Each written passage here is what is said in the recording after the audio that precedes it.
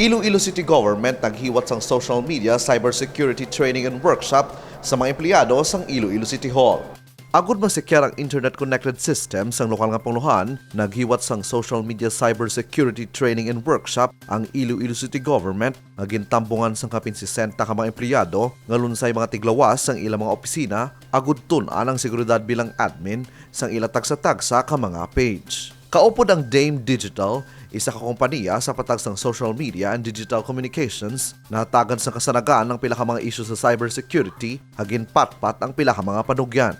Mayaraman sa aktual nga pag-set up sang two-way authentication kag pag-activate sang alerts agud hindi basta-basta nga mahak ang mga account. Madumduman nga nag-anunsyo ang alkalde sang Damnaglang nga nahak ang Iloilo City Government page sang Iloilo City Public Information Office. Agud malikawan na ang mga hitabo kasubong sini, importante nga maprotektahan ang mga data, hardwares kag softwares batok sa mga unauthorized access nga nagapamahog sa seguridad sa pambunuan sang pila ka mga individual kag sang bugos nga syudad. Sa nagadamo nga numero sang users, devices kag programs nga dala sang modernisasyon, nagadako man ang importansya sang cybersecurity bangod ini nga magaserbe nga panaming sa mga pag-atake sang seguridad online. Kevin Patrick Casipe para sa Level Up Patrol.